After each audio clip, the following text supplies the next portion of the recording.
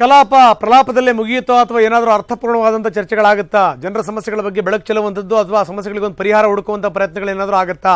ಬನ್ನಿ, ನನ್ನ ಕೊನೆಯ ಪ್ರಶ್ನೆ ಡಾಕ್ಟರ್ ಅಶ್ವಥ್ ನಾರಾಯಣ ಅವರಿಗೆ. ಡಾಕ್ಟರ್ ಜಿ, ಏನಾದರೂ ನಾಳೆಯಿಂದ ಒಂದಷ್ಟು ಅರ್ಥಪೂರ್ಣವಾದಂಥ ಒಂದು ಕಲಾಪವನ್ನು ನಿರೀಕ್ಷೆ ಮಾಡ್ಬೋದಾ ಸಾಮಾನ್ಯ ಜನತೆ? ನಾಳೆ ಬಾವಿಗೆ ಹೋಗ್ತಾರೆ ಕೇಳಿ. ರಂಗನಾಥ್ ಸರ್, ಇವತ್ತು ಸಹ ಅರ್ಥಪೂರ್ಣಕವಾಗಿ ನಡೆದಿದೆ. ನಾವು ಸದನ ಒಳಗಡೆ ಹೊರಗಡೆ ಬೇರೆ ಆಗಿತ್ತು ಟೀಮು. ಸದನ ಹೊರಗಡೆ ಹೋರಾಟನೇ ಬೇರೆ ಆಗಿತ್ತು. ಸದನದ ಒಳಗಡೆ ನಾವೇನ್ ಕೇಳ್ಕೊಂಡಿದ್ದು, ಇವತ್ತು ಮೊದಲನೇದಾಗಿ ಪ್ರಶ್ನೆ ಉತ್ತರಕ್ಕಿಂತ ಮುಂಚೆ ನಿಯಮಾವಳಿಯಲ್ಲಿ ನಮಗೆ ಕಬ್ಬಿನ ಬೆಳೆಗಾರರ ಬಗ್ಗೆ ಚರ್ಚೆ ಮಾಡ್ಲಿಕ್ಕೆ ಅವಕಾಶ ಮಾಡಿಕೊಡಿ ಅಂತ ಕೇಳಿದ್ದು. ಅವ್ರ ನಂತರ ಮಾತಾಡೋಣ ಅಂತ ಹೇಳಿದ್ರು. ನಮ್ಗೆಲ್ಲ ಈಗ ಕೂಡಲೇ, ಯಾಕೆಂದ್ರೆ ಹೊರಗಡೆ ಹೋರಾಟ ನಡೀತಿರೋದ್ರಿಂದ, ರಾಜ್ಯದ ನಾನಾ ಭಾಗದಿಂದ ಮತ್ತು ಈ ಭಾಗದ ಹೆಚ್ಚಿನ ಜನತೆ ಸೇರಿರೋದ್ರಿಂದ, ಜನ ಸಮೂಹ ಇರೋದ್ರಿಂದ ಜನ ಉತ್ತರ ಬಯಸ್ತಾರೆ. ಸರ್ಕಾರದಿಂದ ಯಾವ ರೀತಿ ಸರ್ಕಾರ ಈ ಸಮಸ್ಯೆನ ನಿವಾರಣೆ ಮಾಡ್ತಾರೆ, ಪರಿಹಾರ ಏನ್ ಕೊಡ್ತಾರೆ ಅನ್ನೋಂತ ಜನತೆ ಕಾತುರದಿಂದ ಕಾಯ್ದಿರೋದ್ರಿಂದ ಚರ್ಚೆನ ಮುಖ್ಯಮಂತ್ರಿಗಳು ಮತ್ತು ಸರ್ಕಾರದ ಉತ್ತರವನ್ನು ಬಯಸ್ತಾ ಇದ್ರು. ಆ ಉತ್ತರವನ್ನು ಬಯಸಿದ್ದು ಆ ಕಾರಣದಿಂದ ನಾವು ಈ ಕೂಡಲೇ ಆ ಪ್ರಸ್ತಾವನೆನ ನಿಯಮಾವಳಿಯನ್ನ ತಗೊಳ್ಳಿ ಅಂತ ಸರ್ಕಾರ ಮತ್ತು ನಾವು ಅಧ್ಯಕ್ಷನ ಒತ್ತಾಯ ಮಾಡ್ದು. ಅವ್ರ ಒತ್ತಾಯಕ್ಕೆ ಮಣಿದು ಮತ್ತೆ 2 ಸಲ ಅರ್ಜುನ್ ಆಗಿ ಮತ್ತೆ ಮಧ್ಯಾಹ್ನ ಅವಕಾಶ ಮಾಡಿಕೊಟ್ರೆ ಚರ್ಚೆ ಉತ್ತಮವಾಗಿ ನಡೆದು. ಓಕೆ. ಸೊ ಅಂತೂ ನಾಳೆಯಿಂದ ಒಂದಷ್ಟು ನಿರೀಕ್ಷೆ ಮಾಡಬಹುದು. ಇವತ್ತು ಕೂಡ ನೀವು ಹೇಳೋ ಪ್ರಕಾರ ಮಧ್ಯಾಹ್ನದ ಮೇಲೆ ಶಾಂತಿಯುತವಾಗಿ ನಡೆದಿದೆ. ನಾಳೆನೂ ಕೂಡ ಖಂಡಿತ ಸರ್ಕಾರವನ್ನು ಇನ್ನು ಹಲವಾರು ವಿಷಯ ಮಂತ್ರಿಗಳು ಏನಿವತ್ತು ಸ್ಕ್ಯಾಂಡಲ್ ನಲ್ಲಿ ಇನ್ವಾಲ್ವ್ ಆಗಿ ಅಥವಾ ಆಪಾದನೆಗೊಳಗಾಗಿ ಮಂತ್ರಿಗಳ ವಿರುದ್ಧ ಹಾಗೂ ರಸ್ತೆ ಅಭಿವೃದ್ಧಿ ಮತ್ತು ಕಾನೂನು ಕುಸಿತ, ಮಹಿಳೆಯರ ಅತ್ಯಾಚಾರ, ಇವೆಲ್ಲವೂ ಇನ್ನು ಹಲವಾರು ವಿಷಯದ ಬಗ್ಗೆ ಸಮಗ್ರವಾಗಿ ನಾವು ಸರ್ಕಾರವನ್ನ ತರಾಟೆಗೆ ತಗೊಂಡು ಬಯಲಿಗೆ ತಂದು ನ್ಯಾಯ ಸಿಗೋ ರೀತಿಯಲ್ಲಿ ಮತ್ತು ಉತ್ತರ ಕರ್ನಾಟಕದ ಜನತೆಗೆ ಇನ್ನೂ ಹಲವಾರು ಸಮಸ್ಯೆ ಬಗ್ಗೆ ನಾವು ಸರ್ಕಾರದ ಗಮನವನ್ನು ಸೆಳೀತೀವಿ. Thank you. ನೀವು ಸರ್ಕಾರವನ್ನ ತರಾಟೆಗೆ ತೆಗೆದುಕೊಳ್ಳೋದ್ರ ಬಗ್ಗೆ ಯಾರ್ದು ಅಭಿಪ್ರಾಯ ಇಲ್ಲ, ಆದ್ರೆ ಕರಾಟೆ ಆಡಬೇಡಿ ಅನ್ನೋದು ಮಾತ್ರ ನಮ್ಮ request. Okay, thank you very much. ಇಲ್ಲಿ ತನಕ ಮಾತಾಡೋಕೆ ಡಾಕ್ಟರ್ ಅಶ್ವಥ್ ನಾರಾಯಣ ಜಿ. ಈಗ ಜಗದೀಶ್ ಕುಮಾರ್ ನಮ್ಮ ಜೊತೆ ಜಾಯ್ನ್ ಆಗ್ತಾರೆ. ಜಗದೀಶ್ ಕುಮಾರ್ ಇವತ್ತು ಭಜನೆ ಮುಖಾಂತರ ಗಮನ ಸೆಳೆದಂತ ಜಗದೀಶ್ ಕುಮಾರ್ ಏನಂತಾರೆ ಕೇಳೋಣ. ಆದ್ರೆ ಅದಕ್ಕಿಂತ ಮೊದಲು ನಿಮ್ಮ ನಾಯಕರು ಹೇಳಿದಂತ ಮಾತನ್ನ ಕೇಳಿದ್ರಿ, ನಿಮ್ಮ ಶಾಸಕರು ಹೇಳಿದಂತ ಮಾತನ್ನ. ಹೌದು. ಸೊ ನಾಳೆಯಿಂದ ಅವ್ರು ಹೇಳಿದ್ರು, ಅದರಲ್ಲೇ ಇದೆ ಅರ್ಥ. ಅಲ್ಲ, ಇವತ್ತೇ ನಾಳೆಯಿಂದ ಯಾವ್ಯಾವ ಸಮಸ್ಯೆಗಳಿದೆ ಅನ್ನೋದು ಎತ್ಕೊಂಡಿರೋದು ಇದೆಯಲ್ಲ. ಅಲ್ಲ, ಖಂಡಿತ ಇವತ್ತೇ ಚರ್ಚೆ ಕೊಟ್ಟಿದ್ದಾರೆ. ಮಧ್ಯಾಹ್ನ ಚರ್ಚೆ ಚೆನ್ನಾಗಿ ನಡೆದಿದೆ. ನನಗೊಂದು ಬೇಸರ ಅಂದ್ರೆ, ಈ ಚರ್ಚೆ ನಡಿಬೇಕು, ಅಭಿವೃದ್ಧಿ ಆಗ್ಬೇಕು ಅಂತ ಏನು ಹೇಳ್ತಾ ಇದ್ರೆ, ಇವತ್ತು ಕಮರುಲ್ಲಾ ಇಸ್ಲಾಂ ನಿದ್ರೆ ಹೊಡಿತಿದ್ರು, ಉಮಾಶ್ರೀ ನಿದ್ರೆ ಹೊಡಿತಿದ್ರು, ಆಂಜನೇಯ ನಿದ್ರೆ ಹೊಡಿತಿದ್ರು, ಇವರೆಲ್ಲರೂ ನಿದ್ರೆ ಮಾಡ್ತಾ ಇದ್ರು. ಅಂದ್ರೆ ಚರ್ಚೆ ಮಾಡಬೇಕು, ಅಲ್ಲಿ ಅಭಿವೃದ್ಧಿ ಮಾಡ್ಬೇಕಂತ ಹೇಳಂತ ಸರ್ಕಾರದ ಮಂತ್ರಿಗಳು ನಿದ್ರೆ ಹೊಡಿತಾ ಇದಾರೆ ಅಂದ್ರೆ ಅವ್ರು ಎಷ್ಟು ಆಸಕ್ತಿ ಇದ್ದಾರೆ ಅಂತ ಅವ್ರು ಹೇಳ್ಬೇಕು. ದಿವಾಕರ್ ಅವರು ಇಷ್ಟು ಪರಿಸ್ಥಿತಿ ಫಸ್ಟ್ ದಿನನೇ ದಿವಾಕರ್ ಹೊಡಿತಾ ಇದಾರೆ ಅಂದ್ರೆ ಆಶ್ಚರ್ಯ ಏನು ಅಂದ್ರೆ, ಗಲಾಟೆ ಮಾಡ್ತೀವಿ, ಬಾವಿಗಳಿತೀವಿ, ನಿದ್ದೆ ಹೊಡಿತಾರಲ್ಲ ಅವ್ರಿಗೆ ಆಶ್ಚರ್ಯ. ಎಷ್ಟು ಆಸಕ್ತಿ ಇದೆ ಉತ್ತರ ಕರ್ನಾಟಕದ ಬಗ್ಗೆ ಯೋಚನೆ ಮಾಡ್ಬೇಕು. ರಂಗನಾಥ್ ಸರ್, ಇನ್ನೊಂದು ಬಹಳ ಗಂಭೀರವಾದ ಕಬ್ಬಿನ ಬೆಲೆ ಹೋರಾಟಗಾರರ ಬಗ್ಗೆ, ಕಬ್ಬಿನ ಹೋರಾಟದ ಬಗ್ಗೆ ಚರ್ಚೆ ನಡೀತಿದೆ. ಸದನದಲ್ಲಿ ಕೃಷಿ ಮಂತ್ರಿ ಇಲ್ಲ. ಸ್ಪೀಕರ್ ಅವರು ಎಲ್ರಿ ಕೃಷಿ ಮಂತ್ರಿ ಕರೀರಿ ಅಂತಾರೆ. ಅದಕ್ಕೆಲ್ಲದಕ್ಕೂ ಆನ್ಸರ್ ಜಯಚಂದ್ರ ಅವ್ರು ಕೊಡ್ತಿದ್ದಾರೆ. ಕೃಷಿ ಮಂತ್ರಿನ ಕರೆಸಿದ್ರು. ಆದ್ರೆ ಏನಾಗ್ತದೆ, ಕಂಪ್ಲೀಟ್ ಮಾಡ್ಬಿಡ್ತೀವಿ.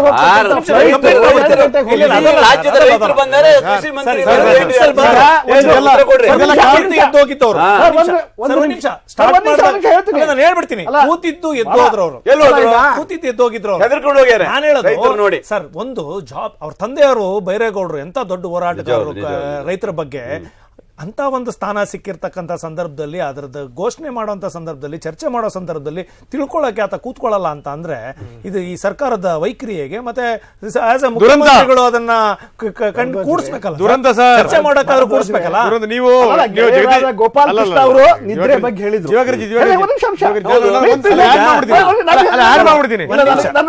ಬ್ಲಾಕ್ ಮಾಡಬೇಡಿ ಪ್ಲೀಸ್, ಹೇಳಿ. ಬಹಳ ಗೋಪಾಲ್ ಕೃಷ್ಣ ಅವರು ಬಹಳ ಗಂಭೀರವಾಗಿ ಸದನಕ್ಕೆ ಆಯ್ಕೆಯಾದಂಥ ಸಚಿವರು ನಿದ್ರೆ ಮಾಡಬಾರ್ದು ಎಂಬ ಅಭಿಪ್ರಾಯ ನಾನು ಒಪ್ತೇನೆ.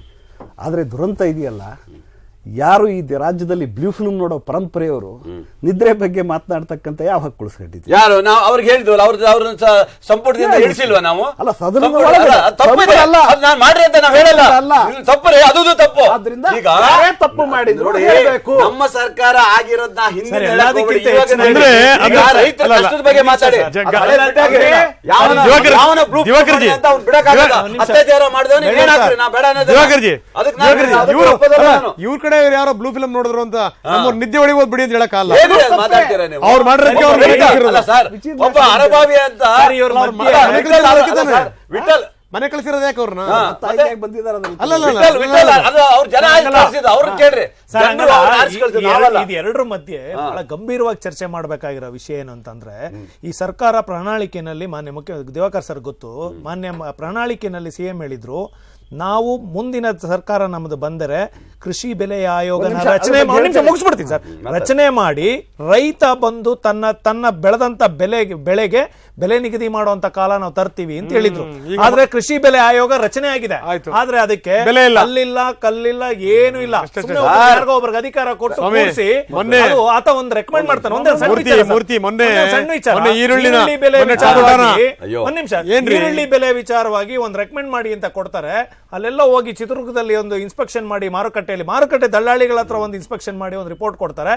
ಇದು ಸ್ವಾಮಿನಾಥನ್ ವರದಿ ಪ್ರಕಾರ 1260 ರೂಪಾಯಿ ಕೊಡಬಹುದು, ಪರಿಗಣನೆ ಮಾಡಿ ನೀವು ತೀರ್ಮಾನ ತಗೊಳ್ಳಿ ಅಂತ ಹಾಕ್ಬೇಕು ಬೆಲೆ. ಗಂಗಾಧರ ಮೂರ್ತಿ ಒಂದೇ ನಿಮಿಷ ನೋಡಿ, ಅವಶ್ಯಕತೆ ನೋಡಿ, ಇದೆ? ಅಲ್ಲ, ಅಲ್ಲ, ಅಲ್ಲ, ಇವ್ರು ಕೃಷಿ ಬೆಲೆ ದಯವಿಟ್ಟು ಹೇಳ್ತೀನಿ. ಸರ್, ಸರ್, ಬನ್ನಿ ಸರ್. ಹೇಳ್ತೀನಿ.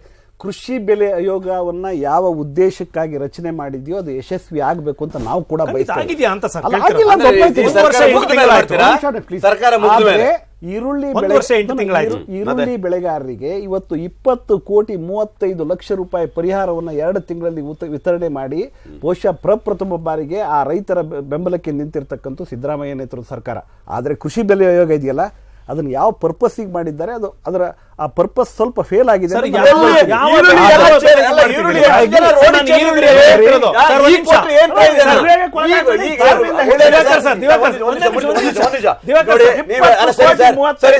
ಒಂದು ನಿಮಿಷ ಸರ್, ದಿವಾಕರ್ ಸರ್, ನಂದೊಂದು ಒಂದು ಕ್ವಶನ್ ಸರ್, ಒಂದ್ ನಿಮಿಷ.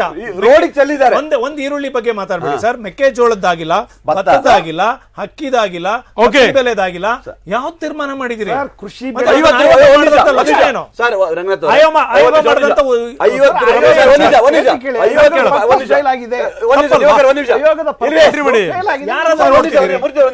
₹50 ಕೆಜಿ,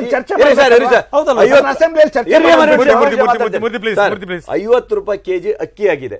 ಭತ್ತಕ್ಕೆ ₹1,000 ಮೇಲೆ ಹತ್ತಾ ಇಲ್ಲ. ಎಷ್ಟು ವರ್ಷದಿಂದ ₹1,000 ಇದೆ ಭತ್ತ.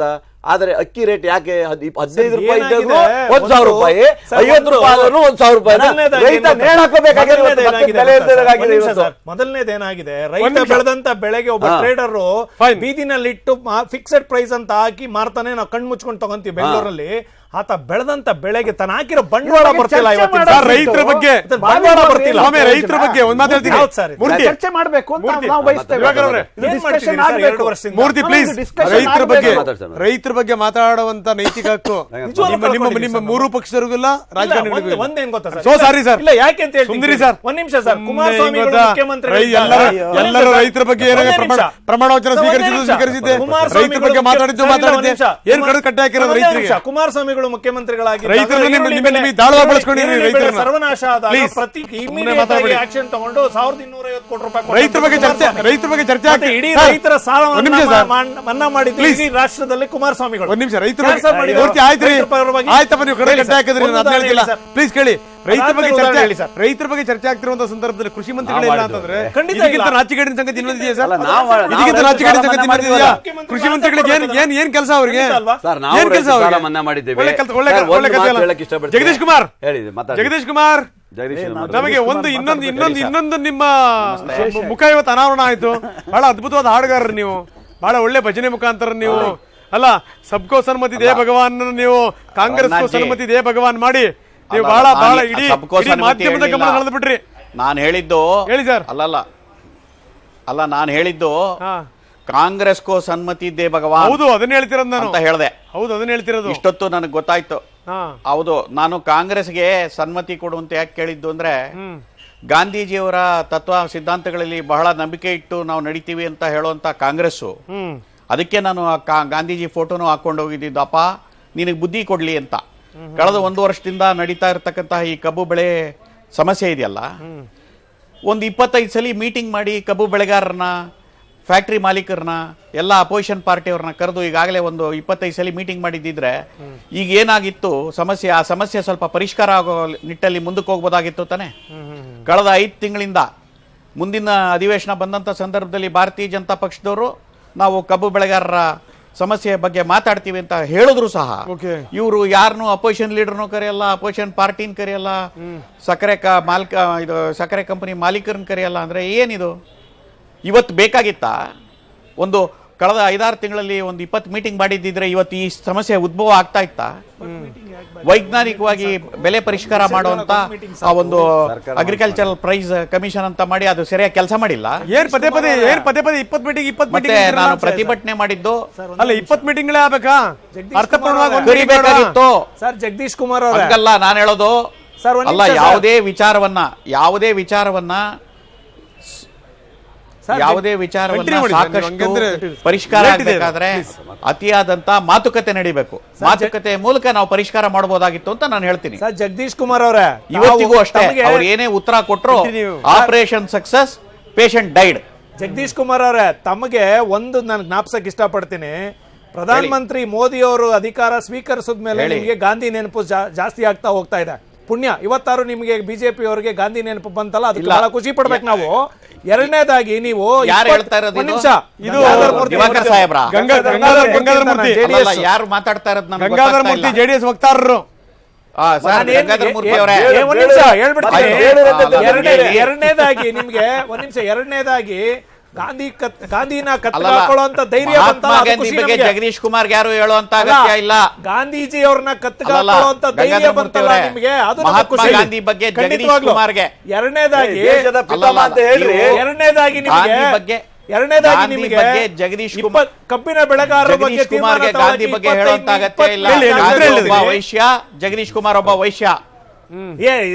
ಗಾಂಧೀಜಿ ಅವ್ರನ್ನ ಯಾಕೆ ಸರ್ ಅಲ್ಲಿವರೆಗೂ ಗಾಂಧಿ ಬಗ್ಗೆ ಜಗದೀಶ್ ಕುಮಾರ್ ದೇಶನ ಛಿದ್ರ ಮಾಡಿ ನೀವ್ ಹೇಳ್ಕೊಳಲ್ವಾ? ನಮ್ ಕಡೆ ಮತ್ತೊಂದು ಯಾವ ಲೆಕ್ಕ ಸರ್? ಅದಕ್ಕೆ ನಾನು ಹೊರಟೆ. ಜಗದೀಶ್ ಕುಮಾರ್ ಅಲ್ಲ, ನೀವು 25 ಮೀಟಿಂಗ್ ಆಗ್ಬೇಕಿತ್ತು ಅಂತೀರಿ. ನಿಮ್ದು ಯಾವ್ದನ TA ತಗೊಳಕ್ಕೆ ಒಂದು ಮೀಟಿಂಗ್ ಆಗಲ್ಲ. ಕಬ್ಬು ಬೆಳೆಗಾರರ ಅವ್ರ ಬೆಂಬಲ ಬೆಲೆ ಕೊಡಕ್ಕೆ, ಅವ್ರು ದುಡ್ದಂತ ದುಡ್ಡು ಕೊಡಕ್ಕೆ ನಿಮ್ಗೆ 25 ಮೀಟಿಂಗ್ ಬೇಕಾ?